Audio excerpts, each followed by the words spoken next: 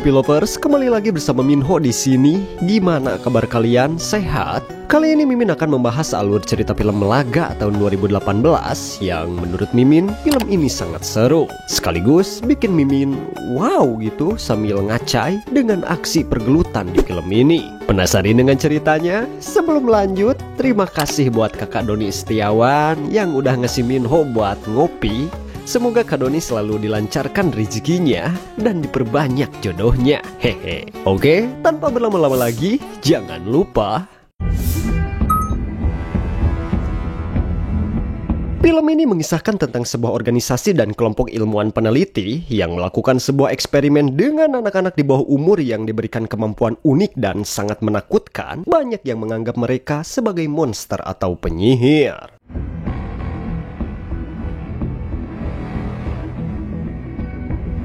Di awal film, kita diperkenalkan kepada seorang pimpinan organisasi tersebut, yaitu Dokter Baik, yang sedang mengunjungi tempat penelitiannya. Tiba-tiba, terjadi kekacauan brutal di tempat tersebut, dengan banyak peneliti tewas karena perilaku buas anak-anak yang menjadi objek eksperimen mereka. Sifat liar anak-anak tersebut disebabkan oleh sel-sel yang ditanam dalam tubuh mereka melalui suntikan, menjadikan mereka sangat mengerikan bagi orang normal. Beberapa dari mereka terpaksa dibunuh oleh para peneliti karena keganasan mereka.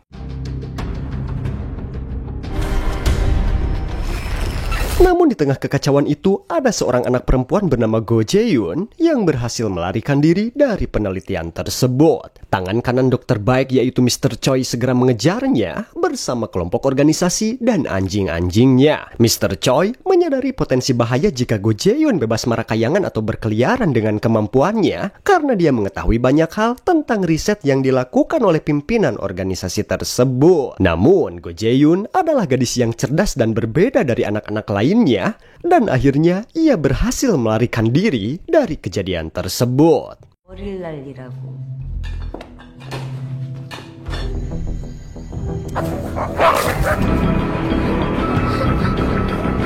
Setelah mengetahui kejadian tersebut, Dokter Baik terlihat kecewa dengan Mr. Choi karena tidak bisa menangani situasi tersebut. Namun, mereka tidak akan pernah menyerah dalam mencari Go Jae-yoon karena ia merupakan percobaan yang mendekati level sempurna. Dokter Baik juga menjelaskan bahwa anak-anak yang menjadi objek penelitian mereka tidak akan hidup lama jika mereka dibiarkan berkeliaran karena efek serum yang mereka terima. 그 아이 일단 계속 찾아봐요. 이거 알잖아. 걔 얼마 못 가. 나 죽겠지. 나 가요. 배고파. 뭐 좀 먹어야겠어. Namun, ucapan Dokter Baik terbukti salah ketika seorang pria parubaya secara tidak sengaja menemukan Go Jae-yoon yang terluka di halaman belakang rumahnya. Dengan gelisah, ia membawa Go Jae-yoon ke rumahnya untuk merawatnya. Meskipun Go Jae-yoon mengaku tidak mengingat apa-apa, keadaannya perlahan membaik. Pria tersebut sangat menyayangi Go Jae-yoon karena mereka pernah kehilangan seorang anak. 기억이 올란가 어쩔란가 모르겠네. 수고 많으셨습니다.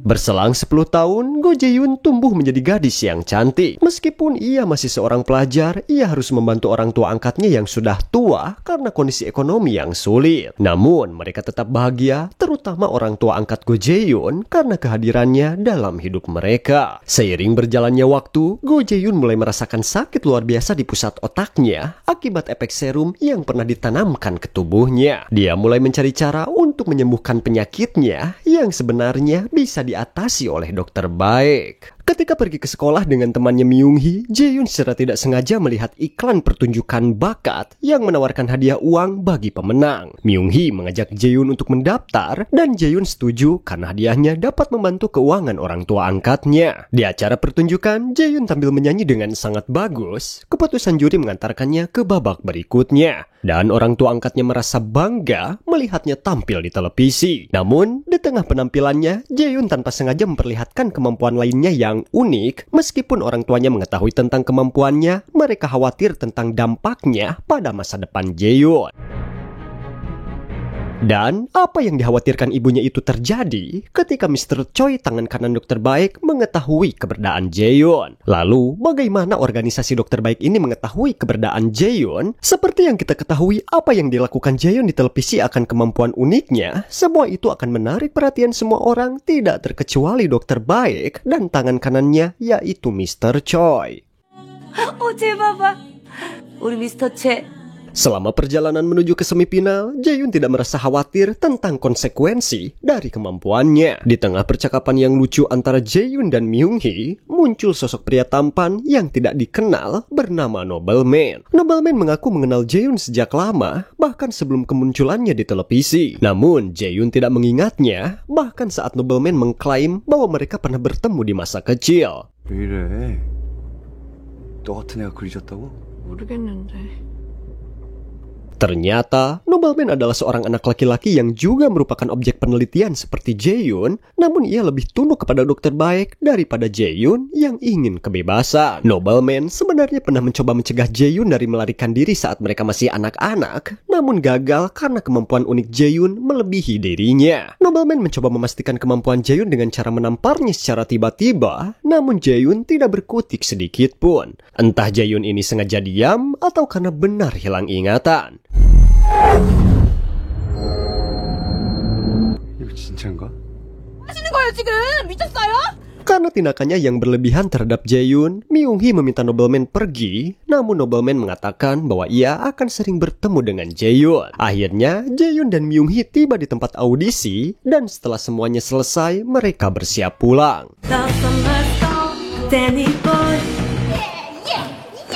Namun, sekelompok pria muncul dan meminta Jae-yoon untuk ikut bersama mereka karena ada hal penting yang harus dibicarakan. Ternyata mereka adalah bawahan dokter baik. Merasa curiga, Myung-hee segera menarik Jae-yoon untuk melarikan diri.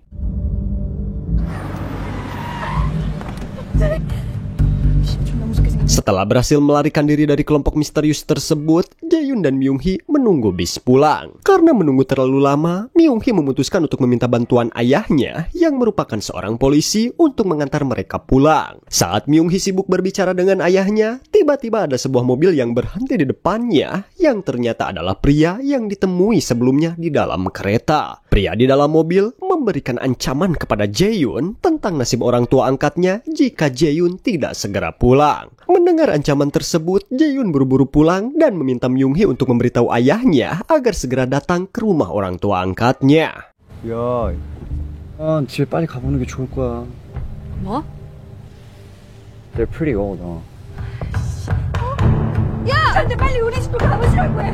여보세요? 여보세요. Ketika ayah Myung-hee tiba di rumah Jae-yoon, mereka menemukan mobil yang tidak dikenal terparkir di depan rumah. Merasa curiga, ayah Myung-hee yang seorang polisi meminta tanda pengenal dari mereka. 이게 보여주랍니까? Saat Jae-yoon tiba di rumahnya, ia merasa cemas melihat mobil Myung-hee terparkir di jalan masuk rumahnya dengan keadaan rumah yang gelap karena hujan dan lampu tidak menyala. Rasa khawatirnya semakin meningkat sehingga ia segera berlari masuk ke rumah untuk mencari tahu apa yang sedang terjadi di dalam. Ternyata orang tua Jae-yoon dan ayah Myung-hee sedang duduk bersama sambil minum kopi untuk menghangatkan diri dari cuaca yang dingin. Ketika ayah Myung-hee hendak pulang, ia mengatakan kepada Jae-yoon siapa orang-orang aneh tersebut dan Jae-yoon pun tidak mengetahuinya. Yang tidak lain, mereka adalah bawahan dokter baik. 그 아는 애들이요? 이상하게 그 뭔가 자꾸 그냥 깨림질. 모르겠어요 저도. 그 들어가. 응.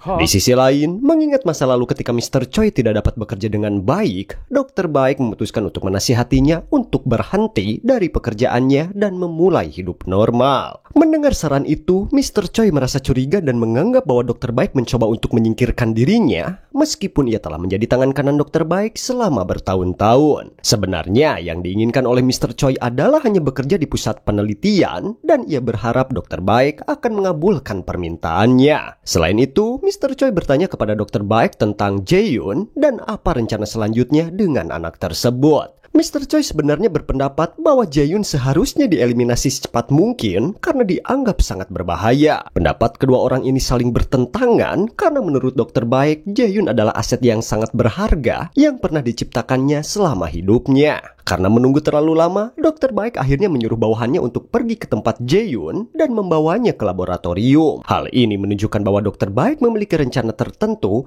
terkait Jae-yoon dan ia bertekad untuk melaksanakannya. Meskipun ada perbedaan pendapat antara dia dan Mr. Choi. 알았어. Ketika Jae-yoon tidur, ia mendengar suara di luar kamarnya yang ternyata bawahan Dr. Baek yang ingin menjemputnya. Salah satu dari mereka adalah pria yang telah ia temui sebelumnya di acara bakat yang diikutinya. Ternyata, pria ini adalah korban kekejaman Jae-yoon di masa kecil di laboratorium Dr. Baek. Meskipun Jae-yoon masih menyangkal bahwa ia adalah gadis itu karena ia kehilangan ingatannya, pria tersebut mengancam Jae-yoon dengan cara mengancam temannya, yaitu Myung-hee. Merasa tak tahan melihat temannya diancam, tiba-tiba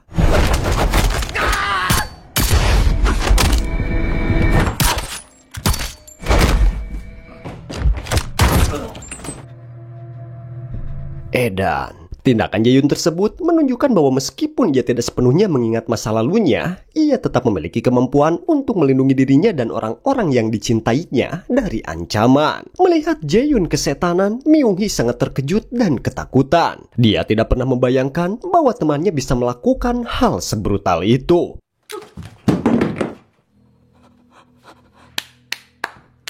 Sementara itu, nobleman juga hadir di sana dengan tujuan yang sama, yaitu membawa Jae-yoon ke laboratorium. Di sini Jae-yoon masih bertanya-tanya siapa sebenarnya nobleman dan apa yang diinginkannya. Ketika masih bertanya-tanya, nobleman menunjukkan bekas luka di dahinya sebagai bukti bahwa mereka berdua adalah anak-anak yang dulunya menjadi objek percobaan di laboratorium Dr. Baek dan sekarang telah tumbuh dewasa. Jae-yoon terkejut menyadari bahwa dialah yang menyebabkan luka di dahi nobleman tersebut, membuatnya mulai mengingat kembali masa lalunya. Nobleman dan bawahan Dr. Baek ingin membawa Jae-yoon ke laboratorium agar ia dapat bertemu dengan Dr. Baek karena Jae-yoon ini merupakan aset berharga bagi Dr. Baek. Meskipun Jae-yoon tidak ingin menuruti mereka, ia merasa terpaksa karena khawatir akan keselamatan orang tua angkatnya. Melihat Myung-hee disakiti dan merasa perlu melindungi orang tua yang telah merawatnya, Jae-yoon mengikuti keinginan mereka secara terpaksa.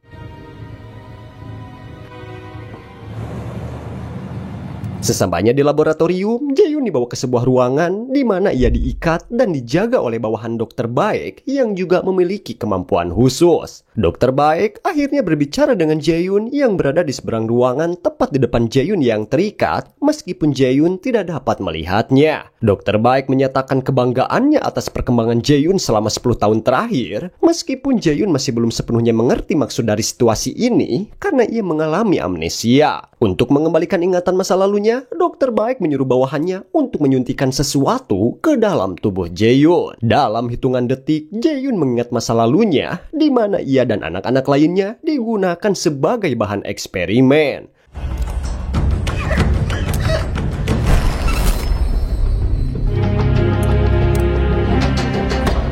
Dr. Baek tertarik pada Jae-yoon karena ia dianggap sebagai aset dengan level yang sempurna. Namun ketika Jae-yoon mengingat semua itu, ia merasa tidak terima atas penderitaan yang ia alami selama ini, termasuk percobaan pembunuhan yang hampir membuatnya menjadi monster yang menghabisi segala yang mengganggunya.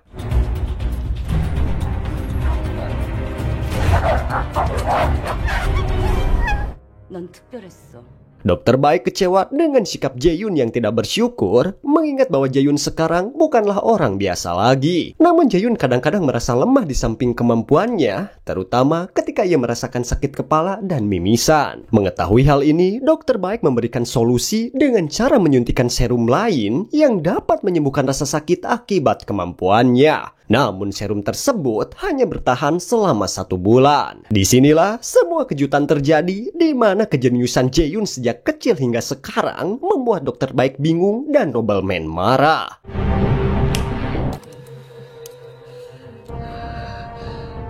널 죽음과 고통에서 구원해줄 수 있는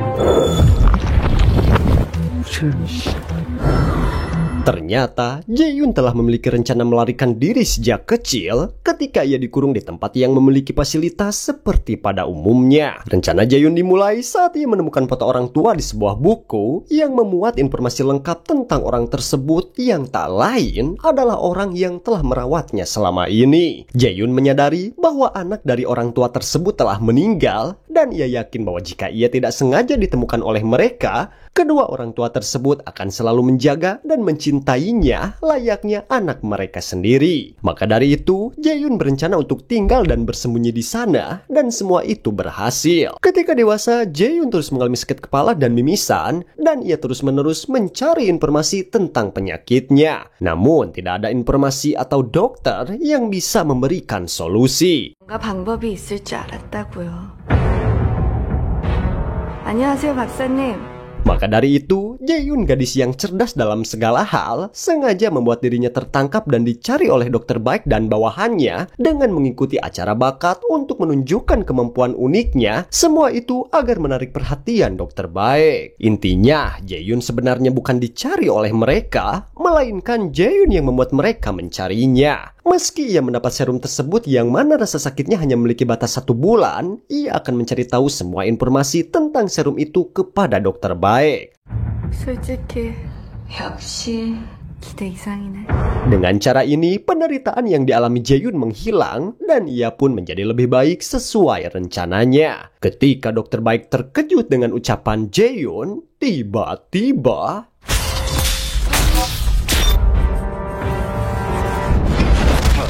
kemampuan Jae-yun meningkat secara drastis, di mana ia mampu dengan mudah mengalahkan anak buah dokter baik. Dalam adegan ini, sebenarnya Jae-yun meluapkan amarahnya, tetapi ia tidak pernah menunjukkan ekspresi emosional yang membuatnya terlihat seolah-olah ingin menghabisi seluruh manusia yang berbuat tidak adil di dunia ini. Dokter baik merasa bahwa akan terjadi hal buruk, lalu ia menyuruh bawahannya untuk mengaktifkan gas saraf di ruangan dengan tujuan untuk menghentikannya. Namun Jae-yun tidaklah bodoh, ia melewati atap di atasnya untuk menuju ruangan dokter baik.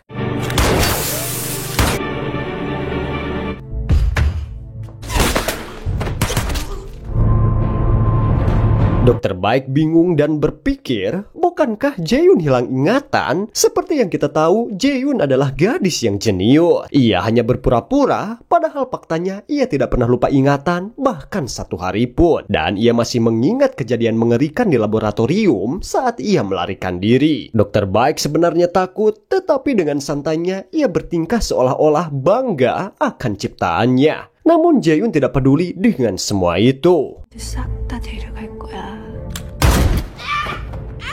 기전 어딨어요? Di sisi lain, nobleman yang merasa dipermainkan oleh Jae-yun merasa tidak terima dan menghampiri Jae-yun untuk menghabisinya. Namun di tengah perjalanan menuju ke tempat Jae-yun, terlihat Mr. Choi tangan kanan dokter baik datang bersama anggota barunya untuk menghabisi semua kelinci percobaan dokter baik. Namun anggota Mr. Choi ini tidak sanggup melawan manusia tidak biasa seperti mereka.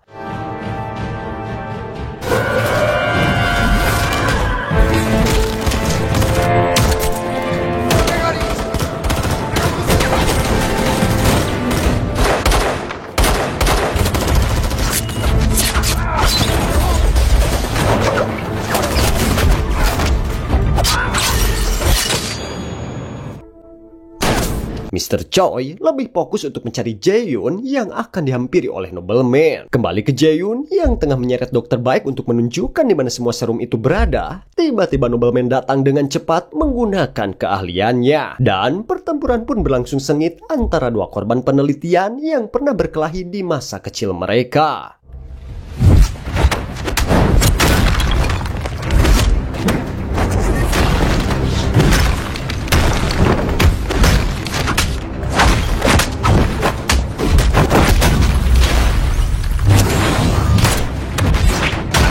Di Di situ terlihat nobleman kalah telak melawan Jae-yoon. Ketika Jae-yoon akan mengakhiri nobleman, tiba-tiba Mr. Choi datang dan menembakkan pistol. Namun, semua itu tidak berarti bagi Jae-yoon. Di tengah suasana tersebut, Dokter Baek sadar dan Mr. Choi menghabisi mereka semua atas perintah Dokter Baek. Mendengar itu, salah satu aset terbaik muncul dari belakang yang terlihat untuk menghabisinya sebelum ia melakukannya. Namun, dengan cepat Mr. Choi menghabisinya duluan.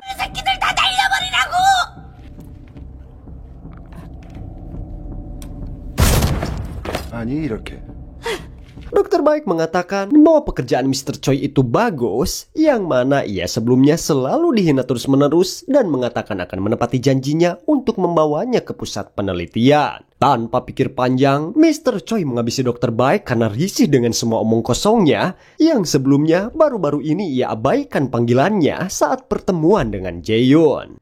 내가 이번엔 진짜 본사 내 말 존나게 많네 씨발 진짜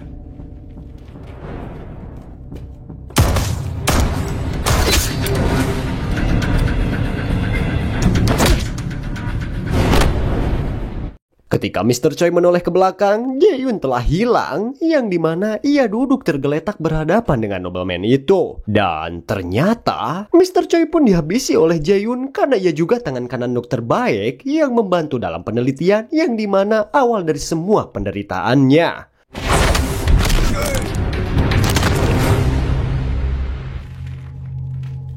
Pertarungan antara nobleman dan Jae-yoon pun belum selesai karena tujuan Jae-yoon saat ini adalah mencari serum itu. Nobleman yang mengetahui di mana serum itu berada mengaku dan menunjukkan serum yang diinginkan Jae-yoon serta tahu di mana serum itu diletakkan. Jae-yoon bertanya di mana benda itu dibuat dan nobleman menjawab bahwa itu dibuat di pusat penelitian yang ia ketahui sedangkan Jae-yoon tidak tahu tempatnya. Nobleman akan memberitahu Jae-yoon jika ia berhasil mengalahkannya. Namun tiba-tiba gadis yang tidak pernah puas hidup ini bangkit dan berniat menghabisi Jae-yoon dari belakang. Wanita ini sebenarnya pernah meremehkan Jae-yoon akan kemampuannya ketika membawa Jae-yoon ke laboratorium. Namun saat ini, Jae-yoon menunjukkan kemampuannya bahwa tidak ada yang bisa menandinginya. Setelah itu, nobleman menodongkan pistol dari belakang Jae-yoon, namun ia tidak bisa bergerak karena Jae-yoon bisa menghentikannya tanpa menyentuh. Akhirnya, nobleman tumbang dan tidak bisa melakukan banyak hal.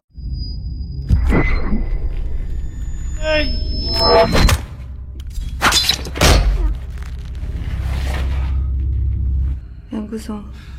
Jae-yoon kembali bertanya di mana tempat pusat penelitian tersebut dan nobleman mengatakan bahwa semua yang dilakukan oleh Jae-yoon ini sia-sia karena semua serum itu memiliki batas tertentu dan Jae-yoon berbeda dengan orang normal lainnya karena nobleman merasa hidup yang diinginkan Jae-yoon tidak selamanya sesuai akan harapan, tapi Jae-yoon bersikeras mengatakan di mana tempat itu berada. Karena banyak membuang waktu, akhirnya Jae-yoon mengakhiri perlawanan nobleman dan menemukan apa yang ia inginkan.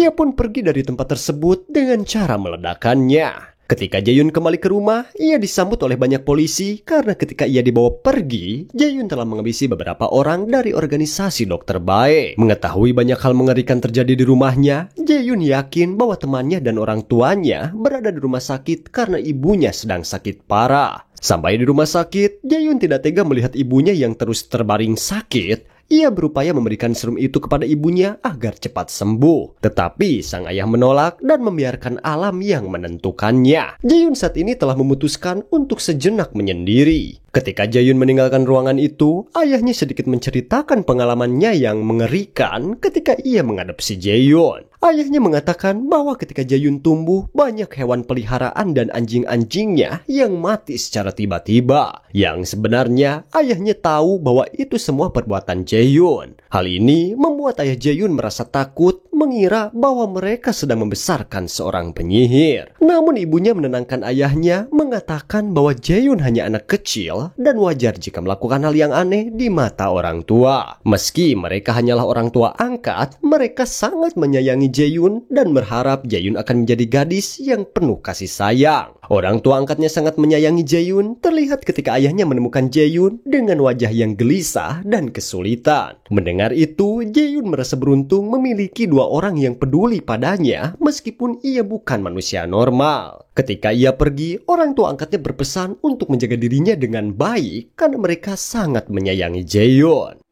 몸 잘 챙기고 이뻐라 키우면. 3 bulan telah berlalu, adegan menunjukkan seorang perempuan berprofesi seniman sekaligus mengejutkan di mana ia memiliki wajah yang sama dengan Dokter Baek, yang tidak lain adalah saudara kembarnya. Dan tiba-tiba seseorang datang di hadapannya secara mengejutkan, yang tidak lain adalah Go Jae-yoon. Jae-yoon mendatangi saudari Dokter Baek karena ia tahu banyak tentang penelitian tersebut dan sekaligus mengenal Jae-yoon ini karena dokter pernah bercerita tentangnya. Kedatangan Jae-yoon adalah meminta bagaimana caranya mendapatkan serum yang memiliki sifat permanen karena saudari Dokter Baek ini adalah jalan kunci yang diinginkan Jae-yoon. Ketika Jae-yoon meminta hal tersebut kepadanya, tiba-tiba muncul seorang gadis yang tidak biasa sama seperti Jae-yoon yang tidak lain adalah anak dari saudari Dokter Baek. Di mana ia merasa ibunya diancam oleh Jae-yoon dan seperti yang kita tahu, Jae-yoon selalu menunjukkan respon pedasnya dengan mengatakan, 보다 근본적인 걸 해결하려고요. 얘한테 까불면 아니야, 그러지 마. dan film pun tamat. Oke guys, gimana tuh ceritanya? Seru kan? Nah, pesan yang dapat kita ambil dari cerita ini adalah pentingnya memahami diri sendiri, menerima keunikan dan kelemahan kita, serta berjuang untuk apa yang kita yakini benar. Tidak hanya itu, kesetiaan, keberanian, dan keteguhan hati tokoh utamanya mengilhami kita untuk tidak pernah menyerah dalam mencapai tujuan, meskipun terdapat rintangan dan kesulitan di sepanjang jalan. Oke, mungkin itu saja yang dapat Minho sampaikan. Buat yang baru gabung, jangan lupa subscribe, like, dan komen agar Minho lebih semangat membuat video-video seru lainnya. Saya Minho, sampai ketemu di alur cerita film selanjutnya.